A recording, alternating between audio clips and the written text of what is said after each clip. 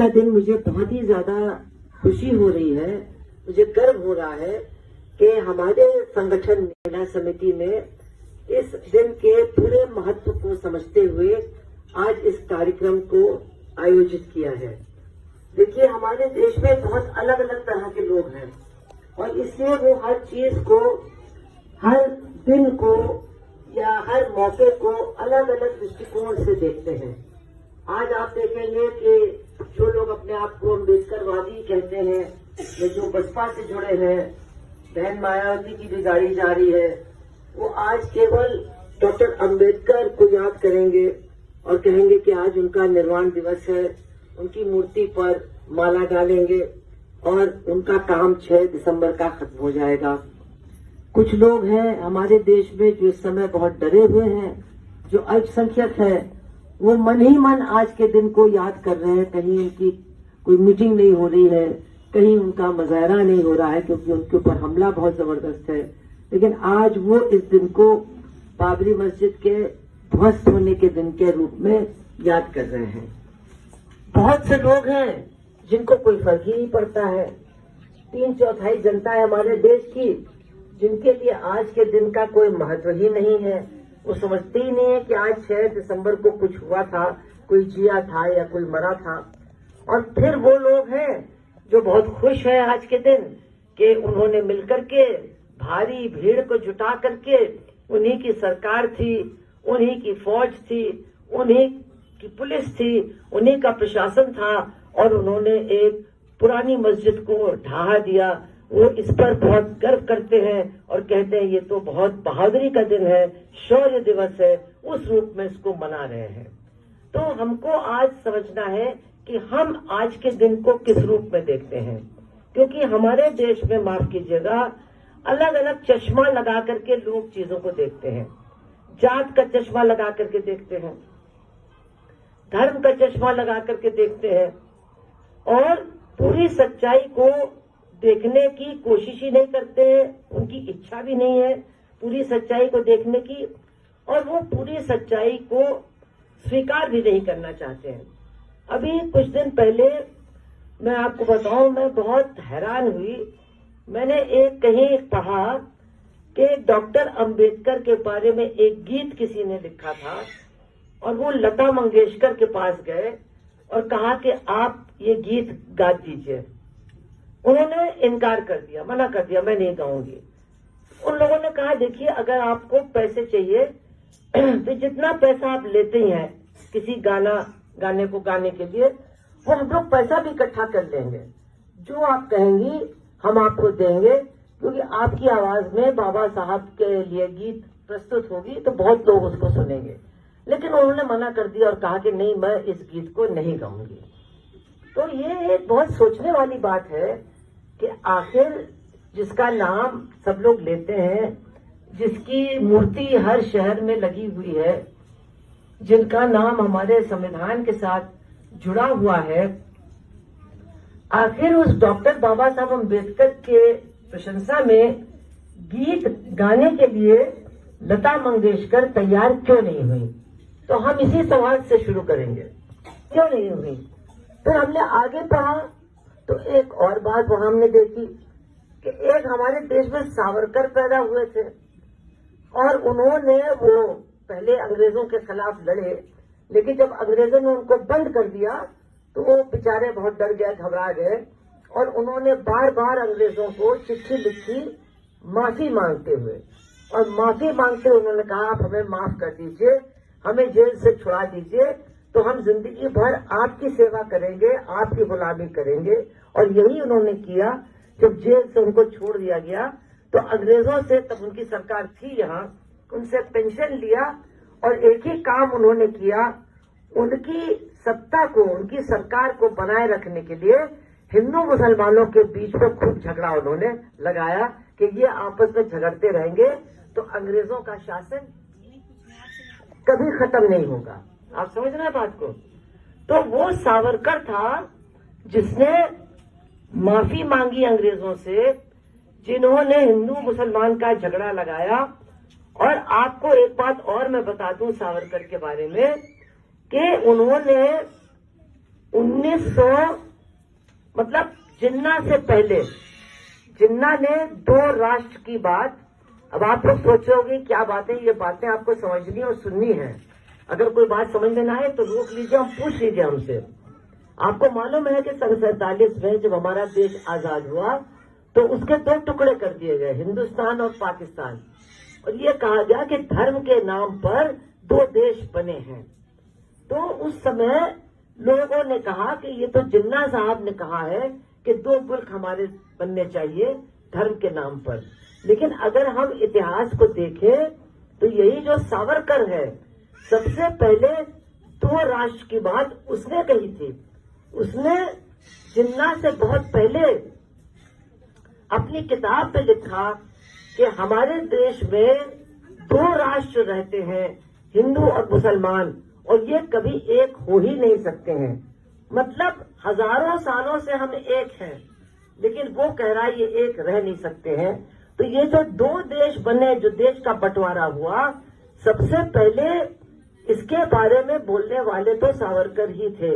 लेकिन आप सोचिए वो लता मंगेशकर, जिनका गाना आप लोग सब बहुत मजे से सुनते हैं, बहुत अच्छी लगती है सबको, अच्छी लगती है ना, अच्छी लगती है कि नहीं? लेकिन उन्होंने डॉक्टर, अब नहीं अच्छी लगती राजकुमारी को, ठीक बात है, हाँ बिल्कुल नहीं, हमको भी अब नहीं अच्छी लगती है। तो उन्होंने डॉक्टर अंबेडकर के बारे में गाना गाना उससे मना कर दिया। लेकिन सावरकर की कविता के 3 गाने उन्होंने गाए, वो उनको स्वीकार था। मतलब एक आदमी जिसने जिंदगी भर गरीब जनता के लिए संघर्ष किया, जिसने हमारे देश पे होने वाले अत्याचार के खिलाफ संघर्ष किया, जिसने हमारे देश का संविधान बना करके सबको बराबरी का अधिकार दिया, और सबसे कम बराबरी किसकी थी? औरतों की थी, है कि नहीं? आज भी हम कहाँ हमको बराबरी मिली है, लेकिन सबसे पहले संविधान में, कानून में औरत को अधिकार देने का काम, उसको बराबरी का अधिकार देने का काम तो डॉक्टर अंबेडकर ने ही किया। तो अगर हम आज शिक्षित हैं, स्कूल जाते हैं, कॉलेज जाते हैं, नौकरी करते हैं, घर से निकलते हैं, या लता मंगेशकर की तरह गाना गाते हैं, तो उसके पीछे डॉक्टर अंबेडकर का ही हाथ है।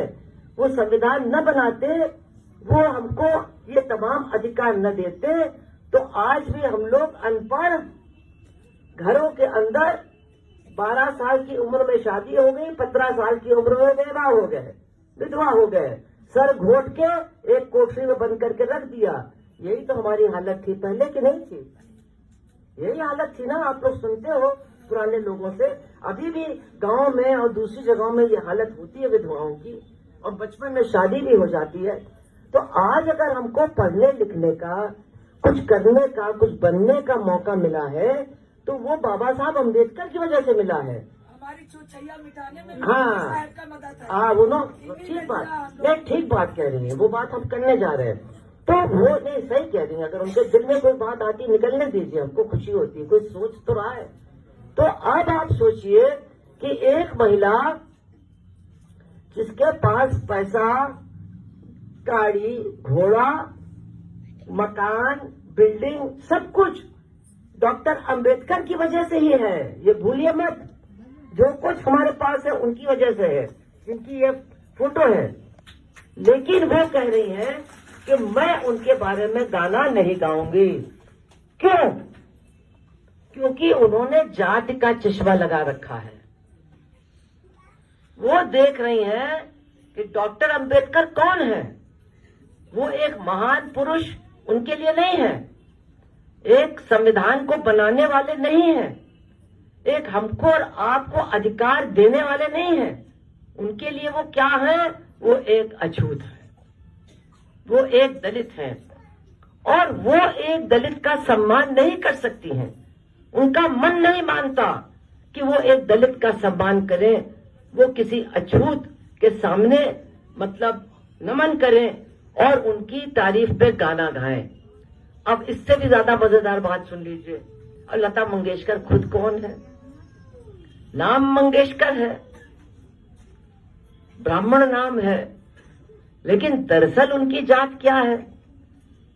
आप लोग जो थोड़ा बहुत हमारे जैसे सफेद बाल वाले हैं और प्रोफेसर साहब हैं, आप लोग सब जानते हो कि गाने वाले, नाचने वाले, ये सब मतलब नीच जात के समझे जाते थे हमारे देश में। इनकी माँ का तो पता होता था इनकी माँ कौन है, लेकिन बाप कौन है पता नहीं होता था। मैं हंसी वाली बात नहीं है, ये सच्चाई है। जो हमारे यहाँ बड़े बड़े नाम है गाने वालों के, बड़े बड़े मतलब कलाकार थे, बिस्मिल्ला खान का भी नाम उसमें आता है, बेगम अख्तर का आता है, नरगिस जो बहुत बड़ी फिल्म की वो थी, हीरोइन थी, उनका आता है। ये सब जो है ये गाने बजाने वाली लोगों के बच्चे थे। मतलब इनकी छोटी जात समझी जाती थी, और लता मंगेशकर की भी वही जात है। लेकिन बाप का नाम उनको मिल गया तो दो बातें हैं। पहली बात, वो दुनिया को यही दिखाना चाहती है कि मैं ब्राह्मण हूं, मैं उच्च जाति की हूं। समझ में आया आपके? और दूसरी बात, अपनी ऊंची जात को लोगों के सामने प्रमाणित करने के लिए, मतलब उस पर मुहर लगाने के लिए, ये भी जरूरी है कि छोटी जात का आप अपमान करें। अगर आप अपमान नहीं करेंगे तो कौन कैसे कोई मानेगा कि आप ऊंची जात के हैं? क्योंकि ऊंची जात की तो पहचान है कि छुआछूत मांगते हैं, उनका हाथ का पानी नहीं पिएंगे, घर में सफाई करवाएंगे, लेकिन सफाई करने वाले के लिए ग्लास अलग रखेंगे। मैं तो बहुत सारी महिलाओं से पूछती हूँ कि जो तुम्हारा टॉयलेट साफ करता है तुम उसको टॉयलेट इस्तेमाल नहीं करने देती हो, ये कौन सी मक्कारी है? लेकिन आप लोगों में से भी कुछ कुछ नहीं करते देते होंगे, लेकिन ये है मक्कारी कि साफ उससे करवाओगे लेकिन इस्तेमाल नहीं करने दोगे। तो ये मक्कारी कहाँ से आती है? ये जात पात की भावना से आती है, ये जात पात के विचार से आती है। तो मैं जो सबसे पहले आपके सामने बात रखना चाहती हूँ कि ये जो चश्मा हम लोग लगाए हुए हैं, इस चश्मे को उतारने की जरूरत है। अगर आज हम अपने अधिकारों को बचाना चाहते हैं, अगर आज हम अपनी बराबरी की लड़ाई जीतना चाहते हैं, तो सबसे पहले ये जो जात पात का चश्मा है इसको हमें उतार करके फेंकना होगा। अगर हम अपनी तमाम बहनों को अपने जैसा बराबर नहीं समझते हैं तो हमारी भी बराबरी हमको कभी मिलने वाली नहीं है। ये आप बात गांठ बांध लीजिए। हम सबको आपस में बांट करके, विभाजित रख के, हम सबको आपस में लड़ा करके हम सबको नीचा दिखाया जाएगा और हम लोग कभी भी अपने स्थान पर अपने अधिकारों को प्राप्त करते हुए नहीं पहुंच पाएंगे। तो सबसे पहले तो ये जो जात पात का जो चश्मा है इसको हमको उतार करके तोड़ना है। और एक और बात है, हमको ये चश्मा तोड़ करके डॉक्टर अंबेडकर के बारे में खुद भी समझना है और दूसरों को भी समझाना है। अब गांव के अंदर क्या होता है, गांव के अंदर लोग बाबा साहब अंबेडकर की मूर्ति तोड़ देते हैं। क्यों तोड़ देते हैं? क्यों तोड़ देते हैं? क्यों तोड़ देते हैं? क्योंकि वो जात पात को जिंदा रखना चाहते हैं। वो अपने आप को ऊंचा समझते हैं और सोचते हैं कि हम ऊंचा रहेंगे जब नीचे वालों को नीचा दिखाएंगे। तो इसलिए डॉक्टर अंबेडकर की मूर्ति को वो तोड़ते हैं। मैं एक ऐसी जगह गई थी जहां पर उन्होंने तोड़ा। हमने कहा तुमको मालूम है कि इस मूर्ति को तोड़ने का अधिकार तुमको कहां से मिला? इस मूर्ति को तोड़ने का अधिकार भी तुमको उसी संविधान से मिला है जो डॉक्टर अंबेडकर ने बनाया। अगर डॉक्टर अंबेडकर ये संविधान न बनाते तो तुम अपने घर से निकल करके किसी की मूर्ति को हाथ लगाने लायक भी नहीं रहते, उसके पहले ही तुमको जेल में ठूस करके बंद कर दिया जाता। तो आज अगर विरोध करने का, चुप रहो भाई, आप बैठ जाओ भी। आज अगर विरोध करने का अधिकार है, आज अगर प्रदर्शन करने का अधिकार है, आज अगर डॉक्टर अंबेडकर के खिलाफ भी बोलने का अधिकार है, तो वो अधिकार भी हमको डॉक्टर अंबेडकर ने ही दिया है संविधान बना करके। और हमको तमाम बोलने का, करने का, पढ़ने का, लिखने का, आगे बढ़ने का, शादी करने का या शादी न करने का, ये सारे अधिकार उनके द्वारा बनाए गए संविधान से ही मिले हैं। और इसमें चाहे कोई हिंदू हो, चाहे कोई मुस्लिम हो, चाहे कोई किसी भी जात की हो, या गरीब हो या अमीर हो, सबको बराबर का अधिकार मिला है। तो जो लोग आज डॉक्टर अंबेडकर को अपमानित करते हैं, चाहे वो लता मंगेशकर हो और चाहे वो गांव के बेवकूफ हुस हो, उनको भी अधिकार डॉक्टर अंबेडकर ने ही दिया था, क्योंकि वो इतने महान आदमी थे। उन्होंने संविधान में यह नहीं लिखा कि हजारों सालों से तुम लोगों ने हमको और हमारे परिवार के लोगों को और हमारे समुदाय के लोगों को नीचा दिखाया, अब मुझे मौका मिला है, मैं तुमको नीचा दिखाऊंगा। ऐसा नहीं लिखा उन्होंने। क्या लिखा? उन्होंने कहा भाई आप लोग इंसान बनिए। हम चाहते हैं कि हमारे देश के लोग इंसान बने, मानव बने, मनुष्य बने, अपने दिमाग से सोचें क्या अंतर है लोगों में। अगर आप 2 बच्चों की अदली बदली कर दे अस्पताल में, तो ऊंची जात के लोग छोटी जात के बच्चे को लेके चले जाएंगे और पाल लेंगे, और छोटी जात के लोग ऊंची जात के बच्चे को ले जाएंगे और पाल लेंगे। करेंगे कि नहीं? दिखाई देता है कुछ क्या अंतर? क्या ऊंची जात वालों के 2 कान होते हैं और जो दूसरी जात के उनके 4 कान होते हैं, या 2 नाक होती है, या 6 आंखें होती है? क्या है ये चक्कर? चक्कर कुछ नहीं है, चक्कर है दिमाग का फितूर।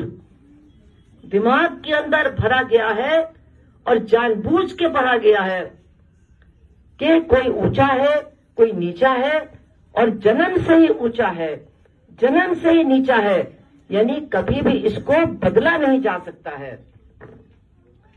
कभी भी इस या कुछ भी उसकी किस्मत खुल जाए, वो पैसे वाला बन जाता है, तो फिर वो पैसे वालों के बीच में बैठ करके बराबर का पैसे वाला बन जाता है।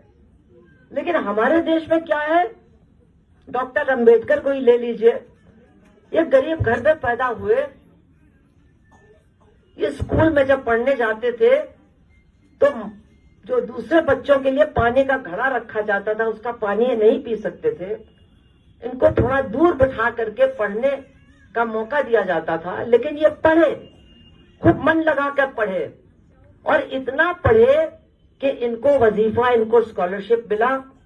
वो कॉलेज गए, और कॉलेज से भारत में नहीं गए, वो अमेरिका में और लंदन में कॉलेज में पढ़ने गए, और वहां से डिग्री लेकर के वो वापस हिंदुस्तान लौटे। लेकिन जब वो वापस हिंदुस्तान लौटे, पढ़े थे, लिखे थे, बड़े वकील थे, बड़ी डिग्रियां थी, लेकिन जब वो मकान खोजने गए तो उनको वही मकान मिला जहां पे उनके समाज के अछूत दलित लोग रहते थे। दूसरे इलाके में उनको रहने के लिए मकान नहीं मिला। इसलिए हम कहते हैं कि हमारे देश में और दूसरे देशों में ये बुनियादी अंतर है कि दूसरी जगह आप पढ़ लिख करके आगे बढ़ करके असमानता से छुटकारा पा सकते हो, लेकिन हमारे देश में आप कुछ भी कर लो, आप लखपति बन जाओ, करोड़पति बन जाओ, आप मायावती बन जाओ, मुख्यमंत्री बन जाओ, लेकिन इस सब के बाद भी लोग आपके पास बगल में ठीक से बैठेंगे नहीं, आपसे ठीक से बात करेंगे नहीं, और आपको अपने से हीन समझेंगे, अपने से नीच समझेंगे। मतलब हमारे यहाँ जो ना बराबरी है, हमारे यहाँ जो ना बराबरी है, वो हमारे जन्म से जुड़ी हुई है। आप किस परिवार में पैदा हुए, आप किस समुदाय में पैदा हुए, आप किस जाति में पैदा हुए, उससे समाज के अंदर आपका स्थान क्या है, इससे वो तय होता है। और केवल स्थान ही नहीं पैदा होता है, आप काम कौन सा करेंगे अपने जीवन में, आपका पेशा क्या होगा, आपकी रोटी रोजी का जरिया क्या होगा, वो भी आपके जन्म और आपकी जाति से ही तय होगा। अब हमारे यहाँ बहुत से लोग हैं, बहुत पढ़े लिखे लोग हैं, लेकिन हमारे यहाँ पढ़े लिखे मूर्खों की कमी भी नहीं है। वो बहुत परेशान है, बहुत परेशान है कि ये दलितों को आरक्षण क्यों मिल गया। अब बताइए, इनको नौकरियां भी मिल रही हैं, इनको मतलब स्कूल में कॉलेज में पढ़ने का मौका भी मिल रहा है। मतलब ऐसा लगता है कि इस देश में सारे स्कूल और कॉलेज अब दलितों से ही भरे हुए हैं और सारी नौकरियों पर अब दलितों का ही कब्जा है। लेकिन सच्चाई क्या है? सच्चाई ये है कि 75 साल की आजादी के बाद, 75 साल के आरक्षण के बाद अगर आप देखें कि इस देश में जमीन किसके पास है या ये देखें जमीन किसके पास नहीं है, तो 80% दलितों के पास नहीं है। अगर आप ये देखें कि कच्चे मकान में कौन रहता है, तो 75% कच्चे मकान में रहने वाले लोग दलित समुदाय के हैं। अगर आप देखें कि अच्छी नौकरियों में कौन है, तो आपको पता चलेगा कि आज भी जो हमारे देश में सफाई का काम करते हैं, घरों में सफाई करते हैं, सड़क की सफाई करते हैं, गटर और नाली की सफाई करते हैं, रेलवे लाइन की सफाई करते हैं, दूसरों का मल अपने हाथ से उठाते हैं, उनमें 99% आज भी दलित हैं। तो ऐसा नहीं है कि आरक्षण पा करके सारे दलित डॉक्टर और इंजीनियर बन गए। ऐसा नहीं है कि आरक्षण पा करके दूसरी जात के लोगों की सारी नौकरियों को, सारी पढ़ने लिखने के मौके को दलितों ने छीन लिया। सच्चाई ये है कि आरक्षण मिला है, उसका थोड़ा फायदा मिला है और उसमें भी जितना फायदा मिलना चाहिए जातिवादी ताकतों ने उनको फायदा लेने नहीं दिया। मैं आपको बताती हूँ, आप लोग तो विदेश भी गए हैं, आप तो गई होंगी, आप भी गए होंगे, मैं भी गई हूं। आप विदेश जाएंगे तो एक चीज आप देखेंगे, वहां पर ट्रेन में, आप ट्रेन में बैठे हो ना, ट्रेन में बैठे हो सब लोग, तो जब ट्रेन में आप टॉयलेट जाते हो तो आपका टॉयलेट नीचे लाइन पर गिरता है। गिरता है कि नहीं गिरता है?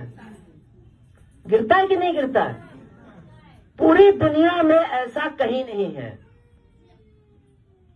पूरी दुनिया में ट्रेन में सफर करने वालों का मल लाइन के ऊपर नहीं गिरता है। उसके लिए बक्से बने हुए हैं और उन बक्सों को ट्रेन से निकालने के लिए हमने विदेश में देखा है, आपको ताज्जुब होगा, अच्छा सूट बूट पहने वाले लोग बड़ा बड़ा दस्ताना लगाए, बढ़िया जैकेट पहने, वो उसको उठा करके जाकर के फेंकते हैं। उनको पक्की नौकरी है, उनकी पक्की सर्विस है और उनको ढंग का पैसा मिलता है, बोनस मिलता है और रिटायर होने के बाद पेंशन भी मिलती है। लेकिन हमारा देश तो अजब गजब है ना।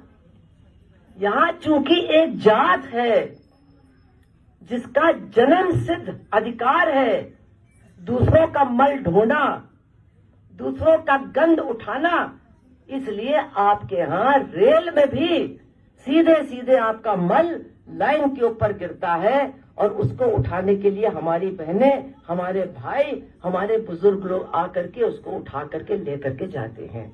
ये कहीं दुनिया में नहीं है, ये पाकिस्तान में भी नहीं है, कहीं नहीं है। लेकिन हम लोगों को शर्म नहीं आती है, हम लोग सोचते ही नहीं। जो सबसे बड़ी बात है कि हम एक दूसरे इंसान की पीड़ा को देखते ही नहीं है, उसका अपमान हम देखते ही नहीं है, उसको इंसान का दर्जा नहीं दिया जा रहा है, इसको हम देखते ही नहीं है। और इसकी वजह से आज बहुत सारी चीजें जो हमारे देश में हो रही हैं उनको भी हम नहीं देख रहे हैं, क्योंकि जो कुछ हो रहा है हम जात का चश्मा और धर्म का चश्मा लगा करके उसको देखने का काम करते हैं। इसीलिए आज सबसे पहले डॉक्टर अंबेडकर को आप लोग सब समझिए और याद कीजिए। मैं तो कहती हूँ देवी देवता की फोटो मत लगाओ अपने घर में, डॉक्टर अंबेडकर की फोटो लगाओ। उन्होंने वो सब कुछ दिया है जो किसी देवी ने, किसी देवता ने नहीं दिया। अभी यहाँ आपको याद होगा, ये जो इधर घंटा घर है, यहाँ पर सीए का आंदोलन चला था, याद है? भारत सरकार ने धर्म के नाम पर नागरिकता को जोड़ने का काम किया और उसके खिलाफ तमाम लोग यहाँ घंटा घर में रात दिन बैठते थे। याद है आप लोगों को? जी। आप लोग भी आती थी, हम लोग भी जाते थे। तो जब सब औरतों ने पूरे हिंदुस्तान में बैठना शुरू किया सीए के खिलाफ, तो वो एक किताब लेकर के बैठे। वो किताब कौन सी किताब थी? वो गीता नहीं थी, वो कुरान नहीं थी, वो बाइबल नहीं था, वो किताब थी भारत का संविधान, भारत का कानून। और उसके पहले पन्ने पर क्या लिखा है? उसके पहले पन्ने पर लिखा है, हम भारत के लोग अपने आप को एक संविधान देते हैं। कोई देवता नहीं पैदा हुआ देने के लिए, किसी भगवान ने अवतार नहीं लिया हमको संविधान देने के लिए, कोई ऊपर से फरिश्ता नहीं आया संविधान लेकर के, कोई एंजल नहीं आया संविधान लेकर के। हमारा संविधान का पहला पन्ना कहता है, हम भारत के लोग अपने आप को संविधान देते हैं, यानी अपने आप को बराबरी और अधिकार देते हैं, और ये हमसे कोई छीन नहीं सकता है क्योंकि हमने खुद अपने आप को दिया है। तो ये किसका काम है? ये डॉक्टर अंबेडकर का काम है, ये डॉक्टर अंबेडकर का काम है। मैं तो कहती हूँ, मैंने अपने घर में कोई देवी देवता की फोटो नहीं लगाई है, मैंने इनकी फोटो ही लगाई है। आप लोग भी सम्मान देना शुरू करो। हम में से बहुत लोग जात का चश्मा लगाते हैं, डॉक्टर अंबेडकर की महानता को नहीं मानना चाहते हैं। बस एक कभी आए, फूल माला चढ़ा दी, नमस्ते कर दिया, बात खत्म। लेकिन उनको सम्मान देने का मतलब है उनकी बात हम दूसरों को समझाएं, लोगों को बताएं कि आज जो हम लोग खड़े हैं, बातचीत कर रहे हैं, इस हॉल में बैठ करके मीटिंग कर रहे हैं, इसके लिए डॉक्टर अंबेडकर ही जिम्मेदार हैं। और आज जो तमाम यहाँ पर हम देखते हैं अल्पसंख्यक महिलाएं भी बैठी हैं, उनको भी हम कहना चाहते हैं, अगर आज भी कुछ बचा हुआ है इस देश में, अगर आपके लिए आपका हुकूक थोड़ा सा भी बचा हुआ है, तो उसके लिए डॉक्टर अंबेडकर और उनका संविधान जिम्मेदार है। और इसीलिए हम लोग सारी बहनें यहाँ बैठ करके यही कहने आई हैं कि इस संविधान को हम बचाने की लड़ाई लड़ेंगे। ये जाएगा तो सिर्फ तुम्हारा अधिकार नहीं छिनेगा, हमारा सबका अधिकार हमसे छीन लिया जाएगा। ये पहली बात है जो हमको समझना है। दूसरी बात जो हमको समझनी है कि आज 6 दिसंबर है और आज ही के दिन 1992 में बाबरी मस्जिद तोड़ा गया। अब बाबरी मस्जिद के तोड़ने को भी हम लोग चश्मा लगा करके देखते हैं। अगर हम हिंदू हैं तो हमको लगता है ठीक ही हुआ, और ठीक नहीं हुआ तो चलो कोई बुरा भी नहीं हुआ, अरे टूट गया तो टूट गया, इस तरह से हम सोचते हैं। और अगर हम मुस्लिम हैं तो हमारे दिल में बहुत बड़ा दर्द है कि हमारे ही मुल्क में हमारे ही लोगों ने, हमारे भाइयों ने हमारी मस्जिद तोड़ दी। तो इसको भी देखने के 2 चश्मे हैं। मेरा आपसे कहना है, ये चश्मा सब छोड़ो। बाबरी मस्जिद को तोड़ने का काम 6 दिसंबर को हुआ। आप और हम पता नहीं कुंडली उंडली देखते हैं, तिथि निकालते हैं, बहुत सारे निकालते हैं। शादी की तिथि निकालते होगे तुम लोग सब। बिटिया की शादी से पहले जाते हो ना पंडित जी के पास, तारीख निकालो बढ़िया बढ़िया। और अगर बिटिया मारी जाती है ससुराल में तो कोई जाकर के उस पंडित जी को नहीं मारता है कि तुमने कैसी तिथि निकाली, कैसी कुंडली देखी कि हमारी बिटिया रानी पिट रही है। वो नहीं करोगे तुम लोग। लेकिन तिथि निकालने के लिए पैसा उनके हाथ में डालोगे जब तक कि कोई तिथि नहीं आ जाती है। तो जो मस्जिद तोड़ने वाले ये भाजपा वाले हैं, ये तो सबसे ज्यादा हम लोगों को समझाते हैं, श्राद्ध करो, पिंड करो, तिथि निकालो, कुंडली देखो। तो आपको क्या लगता है कि मस्जिद को तोड़ने की तिथि उन्होंने तय नहीं की होगी देख करके, ऐसे ही तोड़ दिया? प्रोफेसर साहब, ऐसे ही तोड़ दिया इन लोगों ने? मैं नहीं मानती हूं।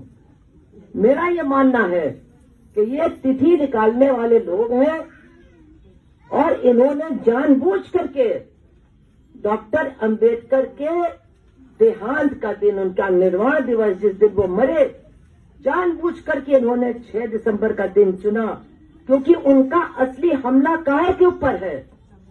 एक मस्जिद के ऊपर तो था। हमारे जो अल्पसंख्यक समाज के लोग हैं, उनके सम्मान को वो चकनाचूर करना चाहते थे, ये बात सही है। लेकिन इसके साथ साथ उनके ऊपर हमला करके वो हिंदू समाज के लोगों को अपने पीछे इकट्ठा भी करना चाहते थे कि देखो हमने कितना बड़ा काम कर दिया। अरे कितना बड़ा काम कर दिया तुमने भाई? अरे कहते देखो कितने मुसलमान आए, कितने नवाब, कितने राजा, कितने बादशाह, क्या क्या उन्होंने नहीं किया। उसके बाद अंग्रेज आए, उन्होंने भी किया। अब हमने देखो क्या कर दिया। क्या कर दिया तुमने? अरे तुम्हारी सरकार है, तुम्हारे पास पुलिस है, तुम्हारे पास प्रशासन है, तुम्हारे पास भीड़ है। तुम्हारा मुख्यमंत्री था कल्याण सिंह, प्रधानमंत्री था आधा संघी, आधी चड्डी पहनता था वो नरसिम्हा राव। सबके देखा देखी बिना तुमको खरोच लगे एक 2.5 ईंट की पुरानी मस्जिद तुमने तोड़ दी और कहते हो हम बहुत बड़े बहादुर हैं, हम बहुत वीर हैं। काहे के वीर, काहे के बराबर बहादुर? लेकिन तुमने किया इसलिए तुम्हारा दोहरा एजेंडा था। एक तीर से 2 निशाने थे। एक निशाना ये कि मुसलमानों के खिलाफ नफरत पैदा करो और अपने पीछे हिंदू समाज का बड़ा हिस्सा गोलबंद करो, और उसके साथ साथ ये डॉक्टर अंबेडकर का जो संविधान है इसको तोड़ने का काम करो, इसको खत्म करने का काम करो। क्योंकि इस संविधान में लिखा है सब बराबर है, सारे धर्म के लोग बराबर हैं। इस संविधान के अंदर धर्मनिरपेक्षता का सिद्धांत दर्ज किया गया है, और उस सिद्धांत को खत्म करने के लिए 6 दिसंबर के दिन ये जो भाजपा के लोग हैं, संघ परिवार के लोग हैं, उन्होंने मस्जिद तोड़ने का काम किया। इसलिए मैं सारी बहनों से कहती हूँ, ये चश्मा अश्मा सब हटाओ। ये कोई खुशी की बात नहीं है कि किसी की मस्जिद टूट गई। आपको याद होगा 6 महीने पहले योगी जी बुलडोजर चला रहे थे, याद है? बड़ा हल्ला हुआ, योगी जी बुलडोजर चलाएंगे। और कुछ लोगों ने सोचा बुलडोजर मुसलमानों के ऊपर चलेगा। ठीक है, चलना चाहिए। सोचा कि नहीं सोचा? सच बताओ, दिल पर हाथ रख के सच बताओ सुधा। कुछ लोगों ने सोचा ऐसा ना, कुछ लोगों ने सोचा ना, बड़ी गंदी बात है, लेकिन सोचा। लेकिन जब बस्तियों पर बुलडोजर चलने लगा तब कैसा लगा? बढ़िया लगा, नेक लगा। जब नौकरियों पर बुलडोजर चलने लगा तो बहुत बढ़िया लगा, अच्छा लगा है? नहीं बताओ। और जब तुम्हारे पेट के ऊपर महंगाई का बुलडोजर चलने लगा तब कैसा लगा? जब गैस सिलेंडर के दाम बुलडोजर की तरह तुम्हारे घर के अंदर मुसीबत करने लगे तब कैसा लगा? तो इतना आप समझ लो आज कि एक पर हमला, सब पर हमला। किसी पर पहले होगा, किसी पर बाद में होगा, लेकिन अगर हमले के खिलाफ हम खड़े नहीं होंगे तो कोई नहीं बचने वाला है। अडानी, अंबानी और उनके घर के लोग बच जाएंगे, बाकी कोई बचने वाला नहीं है। आज आप देखिए, वो डिम्पल यादव और अखिलेश यादव भी वोट के लिए परेशान घूम रहे हैं। बड़ा भारी मंत्री था बेचारा आजम खान, आज उसको घर से निकल करके वोट देने नहीं दे रहे हैं। ये क्या है? ये सबका अधिकार छीन रहा है कि नहीं? सबका अधिकार छीना जा रहा है कि नहीं? अरे हम जिसको वोट देना चाहते हैं हम दें। पुलिस आ रही है, घरों में लोगों को बंद कर रही है, तुमको वोट डालने नहीं देंगे, तुमको वोट डालने नहीं देंगे। क्यों? भाजपा को जो वोट नहीं देगा, आप देखिएगा एक इलेक्शन ऐसा आएगा इस देश में, अगर हम चुप रहे कि भाजपा का वोटर जो नहीं होगा उसको वोट देने का अधिकार वोटिंग के दिन नहीं मिलेगा। तो इसीलिए मैं आपसे कह रही हूं, आप समझिए कि ये हमला क्या है। आज का ये जो हमको कहा गया है बोलने के लिए, हमारे ऊपर पड़ते मनोवादी हमले, तो भाई ये मनुवाद क्या चीज है? तुमको पता है, अब तुम न बोलो, लेकिन सबको नहीं पता है, पता होना चाहिए। हमारे देश में एक बहुत पुरानी किताब है, उसका नाम है मनुस्मृति। कितने लोगों ने मनुस्मृति का नाम सुना? जरा हाथ उठा के बता दो। मनुस्मृति का नाम किसने किसने सुना है? ठीक है, चलो, आधे लोगों ने सुना, लेकिन आधे लोगों ने नहीं सुना। आज सुन लो। तो हमारे देश की एक पुरानी किताब है, और हमारे देश में जो धर्म गुरु लोग हैं वो कहते हैं यही आपका धर्म है जो मनुस्मृति में लिखा है। तो क्या लिखा है मनुस्मृति में? मनुस्मृति में लिखा है कि औरत का तो कोई अधिकार है ही नहीं। वो चाहे ऊंची जात की हो, चाहे नीची जात की हो, चाहे बीच की जात की हो, उसका कोई अधिकार नहीं है। जब वो पैदा होती है तो उसका बाप उसके बारे में तय करेगा।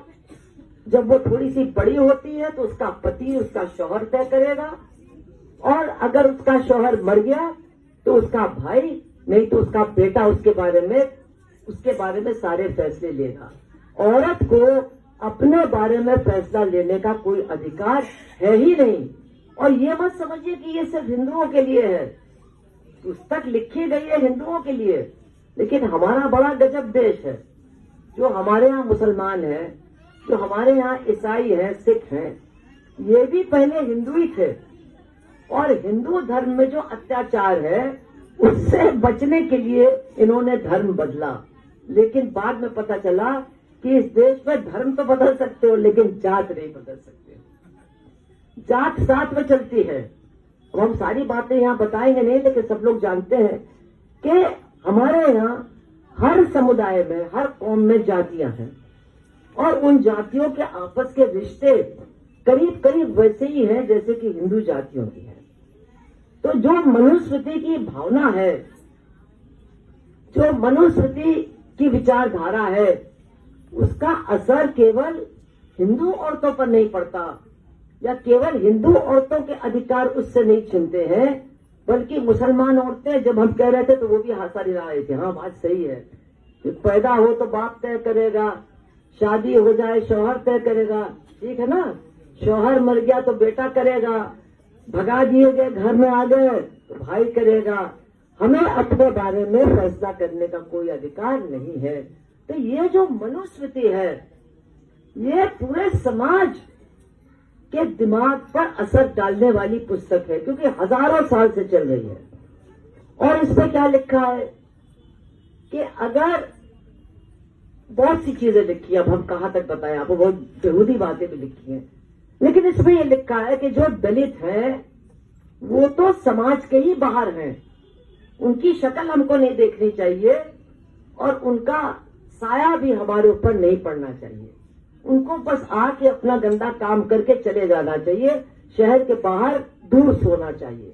और इसीलिए आज भी गांव में, शहर में टोले हैं, अलग अलग जातियों के नाम पर टोले हैं आज भी।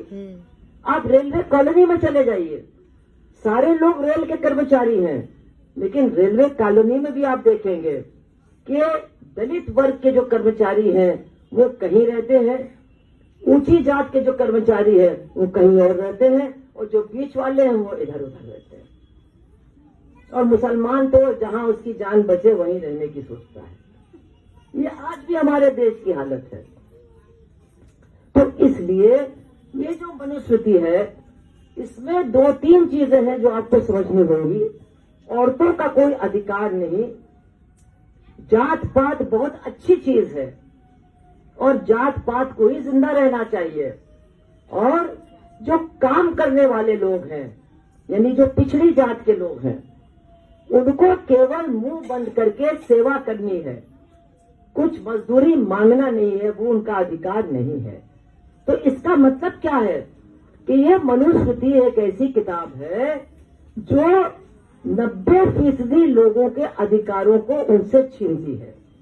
90% लोगों के अधिकार उस किताब में खत्म कर दिए गए हैं।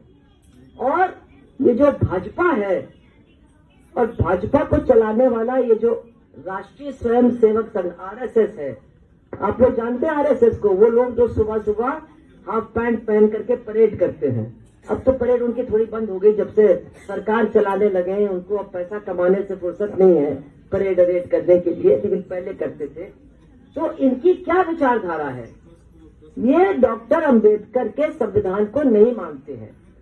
आज से नहीं, जब ये संविधान बना था, क्योंकि ये बराबरी पर आधारित है, उसी समय आरएसएस के लोगों ने कहा हम इस संविधान को नहीं मानते, हमारे लिए तो मनुस्मृति हमारा संविधान है और मनुस्मृति के आधार पर जो कानून बनेंगे उन्हीं को हम मानेंगे। तो आज वो सरकार चला रहे हैं, तो सरकार चलाने के बाद उन्होंने क्या काम शुरू किया?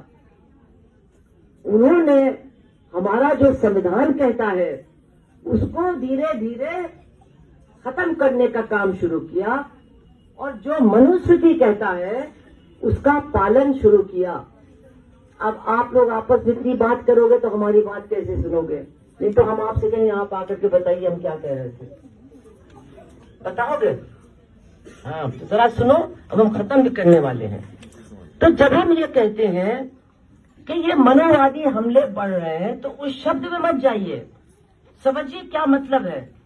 मतलब ये है कि समाज के हर एक हिस्से के तमाम अधिकारों का हनन किया जा रहा है।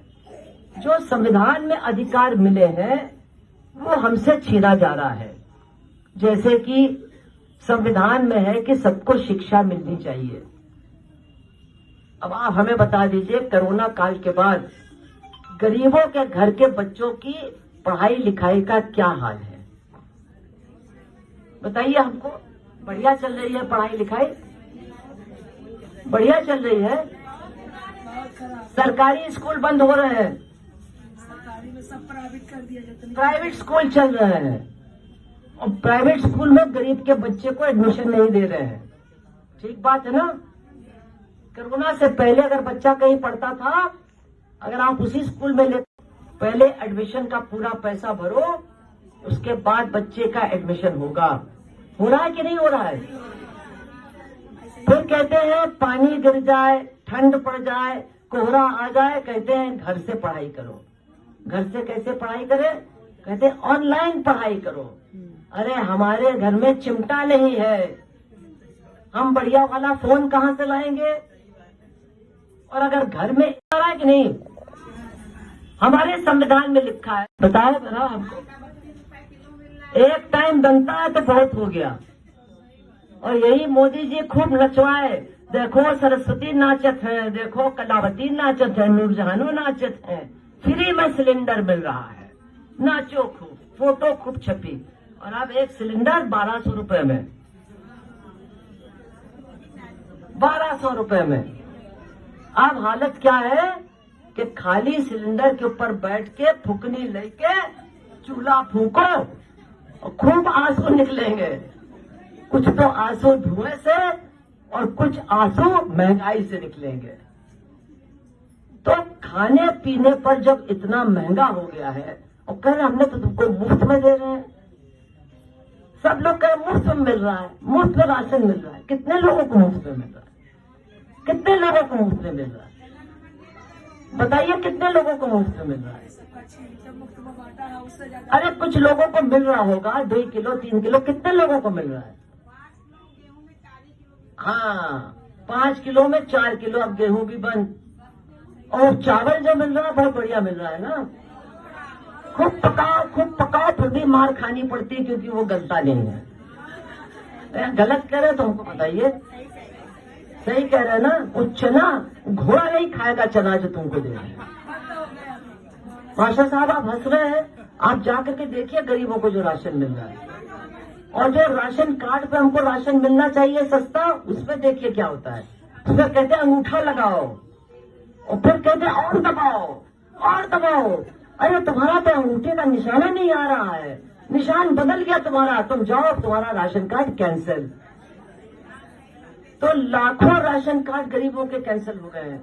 तो जब हम कहते हैं मनुवादी हमला, तो इसका मतलब है कि जिंदा रहने का जो हमारा अधिकार है उसके ऊपर हमला हो रहा है। इतना ये महंगा कर रहे हैं, इतना हमको राशन नहीं मिल रहा है, हम सब्जी नहीं खरीद सकते हैं, दूध तो हमारे बच्चों ने देखा नहीं। अगर कोई मेहमान आ जाए तो हम पिछले दरवाजे से भाग जाते हैं कि इनको चाय और बिस्कुट कहाँ से खिलाएंगे पिलाएंगे। ये हालत हो गई है। तो जिंदा रहने के अधिकार पर भी हमला हो रहा है। हमारे संविधान में लिखा है कि हमारा इलाज होना चाहिए। अब सरकारी अस्पताल बंद हो रहे हैं, कहते हैं प्राइवेट पे जाओ। अब प्राइवेट में जाने का मतलब है कि पहले ही मर जाओ, ज्यादा अच्छा है, कम से कम कर्जे से तो बच जाओगे। प्राइवेट में जाने का मतलब है कि मरोगे भी और कर्जा भी बढ़ेगा। गरीब आदमी प्राइवेट में इलाज नहीं कर सकता है। तो इसीलिए हम ये कहते हैं कि ये है मनुवादी हमले जीने के अधिकार पर, पढ़ने के अधिकार पर, स्वास्थ्य के अधिकार पर। और जो मनुवादी हमला है बहुत बड़ा, उसको आप समझिए। 2 साल पहले हमारे उत्तर प्रदेश के हाथरस में एक दलित बहन के साथ 4 ठाकरों ने बलात्कार किया। आपने पढ़ा था, सुना था हाथरस कांड? अरे फोटो सबकी खिंचेगी, घबराओ मत। हाथरस कांड के बारे में सुना था। और हमारे योगी जी ने क्या कहा कि कोई बलात्कार नहीं हुआ, ये झूठ बोल रही है। और उन 4 बलात्कारियों को बचाने का काम किया। ठीक है, फिर वो मर गई। जब वो मर गई तो उसकी लाश को माँ बाप से छीन करके पेट्रोल डाल करके रात को पुलिस वालों ने जला दिया। आज भी वो केस चल रहा है। आज भी उस परिवार को मुआवजा नहीं मिला। आज भी वो 4 लड़के और उनके परिवार वहां मौज कर रहे हैं हाथरस के अंदर। इसका मतलब क्या है? हमारा संविधान कहता है कि अपराध के ऊपर सजा होगी। तुमने अगर हत्या की है, तुम कोई भी हो, तुमको हत्या की सजा मिलेगी। तुमने अगर बलात्कार किया है, तुम्हारी जात, तुम्हारा धर्म, कोई भी हो, तुमको सजा मिलेगी। लेकिन जब हम कहते हैं मनुवादी हमला हो रहा है, तो इसका मतलब यह है कि अपराध को देख करके सजा नहीं होगी, जात और धर्म को देख करके सजा होगी। अगर 4 ठाकुर लड़के एक दलित लड़की के साथ बलात्कार करते हैं, उसको मार डालते हैं, तो उनको जेल में मौज से रखा जाएगा। उनके परिवार छुट्टा घूमेंगे और लड़की का परिवार डर के मारे अपनी झोपड़ी से निकल नहीं पाएगा। ये है मनुवाद। अभी आपने सुना होगा कि एक औरत है गुजरात की, उसका नाम मैं बाद में बताऊंगी। उसकी माँ और उसकी भाभी के साथ बलात्कार करने वाले, उसके बच्चे को जान से मार डालने वाले, उसके भाइयों चाचा को जान से मार डालने वाले 11 लोग, उनको सजा हुई थी कि ये जेल में रहेंगे। लेकिन 15 अगस्त के दिन जिस समय हमारे प्रधानमंत्री बोल रहे थे कि अब महिलाओं की इज्जत होगी इस देश में, उसी समय उन 11 हत्यारे बलात्कारियों को जेल से छोड़ दिया गया। उनको माला पहनाई गई, उनको मिठाई खिलाई गई, उनके बारे में कहा गया ये संस्कारी ब्राह्मण है, और उनको छोड़ दिया गया। जाओ समाज में जो तुमको करना हो करो। क्यों?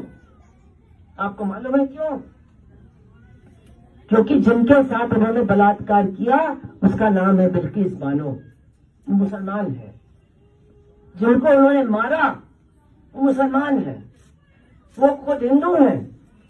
तो कोई हिंदू बलात्कार करे, कोई हिंदू किसी की जान ले, उसको आप छोड़ देंगे? उसको हार माला पहनाएंगे? हम कहते हैं हमको गारंटी दो, अमित शाह हमको लिख के दो कि जिन 11 आदमियों को तुमने छोड़ा है वो किसी हिंदू को परेशान नहीं करेंगे। ऐसा कोई कह सकता है? जिसने बलात्कार किया है, जिसने बच्चों को मारा है, जिसने हत्याएं की है, वो किसी को छोड़ेगा? तो सबसे पहले तो अपनी पत्नी को मारेगा, किसी को नहीं छोड़ेगा। तो आप ये मेरी आखिरी बात को समझ के हमें बताइए कि अगर इस तरह के हमले होते रहे, अगर इस तरह से हमारे अधिकार हमसे छीनते रहे, तो आने वाले दिनों में हमारे पास क्या बचेगा? हम संविधान जब पारित नहीं हुआ था, उससे पहले के भारत में फिर से चले जाएंगे, फिर वहीं चले जाएंगे। लेकिन अब एक नई बात होगी कि पहले तो राजा महाराजा लुटेरे थे, अब अंबानी और अडानी लूटेंगे। उनको रेल दे दी जाएगी, उनको हवाई अड्डा दे दिया जाएगा, उनको सारे कारखाने दे दिए जाएंगे, उनको बीमा कंपनी दे दी जाएगी, उनको बैंक दे दिए जाएंगे, उनको हमारी जमीन दे दी जाएगी, उनको खान दे दिए जाएंगे। जो जमीन के ऊपर दौलत है, जो जमीन के नीचे दौलत है, सब कुछ उनके हवाले कर दिया जाएगा और हम एक बहुत बुरी गुलामी के शिकार सबके सब बना दिए जाएंगे। इसलिए हम सबको समझाने की कोशिश करते हैं, ये भैया ये चश्मा हटाओ, अब ये धर्म का चश्मा, ये जात का चश्मा उतार करके फेंको और सच्चाई को देखो। ये सबके ऊपर हमला कर रहे हैं, ये तुमको बेवकूफ बनाने के लिए कभी नूरजहान को मारेंगे, कभी दलित महिला के साथ बलात्कार करेंगे। तुम सोचोगे हम तो बचे हुए हैं, कोई नहीं बचेगा। मैं आपको एक कहानी सुना करके अपनी बात को खत्म कर देती हूँ। बनारस का नाम सुना है ना? तो बनारस में एक औरत जिस दिन 150 रुपया गैस का दाम बढ़ा तो बहुत गुस्से में थी वो औरत। वो एक परचून की दुकान पर गई, बहुत बड़बड़ा रही थी, इनकी ऐसी की तैसी और उनकी ऐसी की तैसी, और 15 लाख दिए वाले रहे और फलाना किया करे वाले रहे, फोकट का सिलेंडर दे रहे थे। 150 रुपया बताओ एक दिन में बढ़ा दिया। तो एक लड़का पीला दुपट्टा डाले बगल में खड़ा सुन रहा था, समझ गए होंगे वो कौन था। उसने आगे कहा, अरे अम्मा कुछ सुने हो तुम? बोले क्या है? बोले वहां मस्जिद में शिवलिंग निकली है। बोले अच्छा मस्जिद में शिवलिंग निकली है? भैया भूल गई गैस, भूल गई 150 रुपया बढ़ गया, भूल गई महंगाई, भूल गई बेरोजगारी, बस उनका एक है चिंता के मस्जिद में शिवलिंग निकली। कौन मस्जिद, कैसी मस्जिद, किसकी मस्जिद, कैसा शिवलिंग, किसका शिवलिंग, कोनो मतलब नहीं। वही बात हुई ना कि देखो कौवा कान लेके उड़ गया और पूरी पब्लिक देख रही है, कहाँ गया कान, कहाँ गया कौवा। कोई ये नहीं देखा कान तो है, कुछ नहीं गया, लेकिन जेब कट गई। देखते रहे और जेब कट गई। तो यही हमारे और आपके साथ हो रहा है। हिंदू मुसलमान में हम लोगों को फंसा करके हमारा सब कुछ हमसे लूटा जा रहा है, हमारा अधिकार हमसे लूटा जा रहा है, हमारे बच्चों के मुंह का कौर लूटा जा रहा है, उनकी पढ़ाई लिखाई लूटी जा रही है और अपराधी के हवाले हमको कर दिया जा रहा है। जब अपराधी के साथ न्याय नहीं होगा तो औरतों की सुरक्षा कौन देखेगा? आज उत्तर प्रदेश में एक दिन नहीं जाता, एक सिंगल दिन नहीं जाता कि किसी महिला या किसी बच्ची का बलात्कार और हत्या न हो। वो दलित जात की होती है ज्यादातर, ये बात सही है, लेकिन दूसरी जातियों की भी होती है।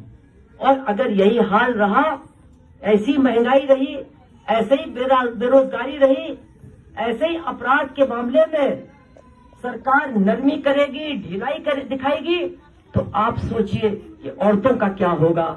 हमारे पास ना अधिकार रहेगा, न हमारी सुरक्षा रहेगी। इसलिए आज 6 दिसंबर के दिन सब लोग तय कर लो, क्या तय करना है? 2 चश्मा तोड़ना है, ठीक है ना? अब अपना असली चश्मा ना फेंक के तोड़ देना, वरना कुछ भी नहीं दिखाई देगा। एक चश्मा जात का और एक चश्मा धर्म का, इन दोनों चश्मों को उतार करके फेंक दो और जो सच्चाई है उसको देखो, उसको समझो, अपनी बहन को अपनी बहन समझो, अपने भाई को अपना भाई समझो, गरीबों की हालत को देखो, जो हमारे बच्चे पढ़ना लिखना चाहते हैं उनकी बेबसी को देखो, जिन बच्चों को हम भूखा रात को सुलाते हैं उनकी मुसीबत को देखो और समझो कि हमको कितना पीछे किया जा रहा है। ये धर्म के चक्कर में हमको पागल बना रहे हैं, हमको अधर्मी बना रहे हैं। ये कोई धर्म नहीं है, ये राजनीति है, ये सियासत है, ये वोट नोचने का काम चल रहा है। हमारा समर्थन जानबूझ करके हमसे मनवाने का काम चल रहा है। इससे हमको अगर बचना है तो 6 दिसंबर बहुत अच्छा दिन है उसके लिए। आज ही के दिन डॉक्टर बाबा साहब अम्बेडकर की मौत हुई। आज ही के दिन उनके संविधान पर संघ परिवार ने बहुत बड़ा हमला किया। आप इन चीजों को समझिए, इन चीजों को जानिए और आज 6 दिसंबर के दिन अपने ये दोनों चश्मे, क्या करना है इन दोनों चश्मों का? है तोड़ना है। क्या करना है? कौन कौन सा चश्मा? पक्का तोड़ोगे? नहीं, यहाँ से जाए के अरे देखो वो बोलती रहे लेकिन हम तो नहीं मानेंगे, हमारा तो व्रत चल रहा, हम तो वही सब कहें। अरे व्रत रहो, कौन कह रहा व्रत न रहो? जो सच्चा धर्म है उसके रास्ते पर चलो, कोई नहीं मना कर रहा है। लेकिन ये जो नफरत फैलाने वाला धर्म है, इससे बचो, अपने पड़ोसियों को बचाओ और अपने समाज को बताओ। डॉक्टर अंबेडकर को आज याद करो, जो बहुत बड़ी ये घटना हुई है 6 दिसंबर को, मन ही मन उसका विरोध करो और ये फैसला करो कि संविधान को हम बचाएंगे, मनुस्मृति को हम इस देश में लागू नहीं होने देंगे। ये हमारा आज फैसला होना चाहिए। आप सबका बहुत बहुत धन्यवाद। इनकलाब जिंदाबाद।